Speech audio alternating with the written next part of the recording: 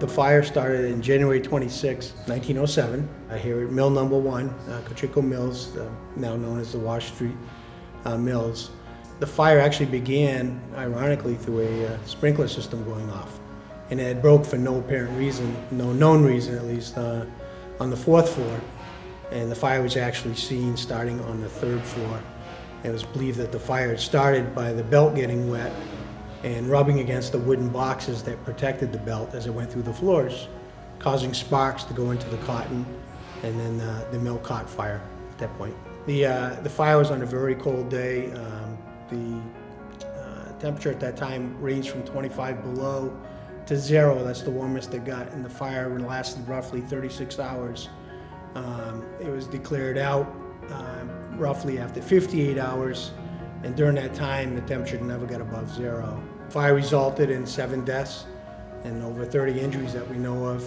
There are probably more because they were a lot of the people that were injured went to local pharmacies, local doctors, went home, so there's no actual record of the number of injuries. But for a mill that had 600 people during the fire with 7 deaths, it's a miracle that people got out as they did. The photography at this point, early 1900s, the photographers were using both cameras on tripods, but the emulsions also allowed for handheld cameras. So Alfred Drew was one of the primary photographers, did both. He had some the morning after where he'd actually set up a tripod and take pictures, but a lot of the photos that he tried to take during the activity, he would use a handheld camera. But you can only imagine, again, with the cold and all these same conditions, that you can only imagine the shutters freezing. There were view cameras. You had to look through the back, focus, put the film in. The film was glass plates. They're in film holders. It's amazing that we have the photographs. It really is amazing that we have photographs, because even today, with the modern equipment, you have to take certain precautions when you're in really cold weather. So you can only imagine these early cameras, and the cameras were bellows, and you had to focus these things. So we're pretty fortunate that these guys knew what they were doing and able to produce the images that you're going to see in the book. It was a police department history that led me to the mill, and I wanted to learn more about this fire. Because I've always driven by the mill and walked by the mill and all that, and I never knew anything about the fire. So I started researching more and more on that, and I figured if I get all this research, I'm going to put it into a book so it's not lost. Because it's like hidden history as far as I'm concerned for Dover, because like I said, a lot of people go and drive by this building every day and may not know about the fire. And I knew through Thom years ago that I had mentioned to him that I was actually thinking about the Factory on Fire book, based on the reveal that we did back in 2006, because a lot of that research was based on what I had done prior to that. And Thom said, yeah, when you get to it, let me know, and we'll work on the pictures for you.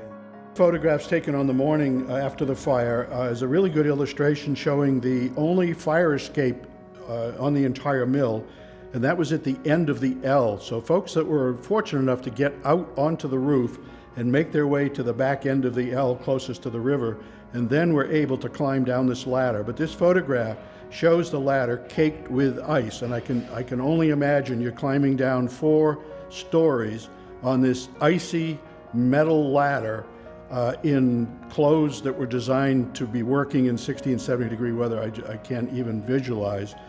And people, of course, trying to jump out of some of the windows. And what they did was they took some of the raw cotton and piled it in piles at the bottom of the fire escape and under some of these windows, so that if people should fall, it would help to break the fall. And this photograph actually shows a pile of that cotton and stuff to try to break the fall. But it's an excellent photo.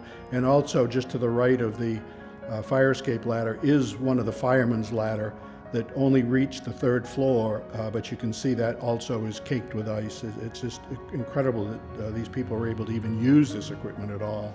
Another photo shows the firemen on the roof of the powerhouse, and it's a really nice shot because it shows the top 2 floors are basically gone.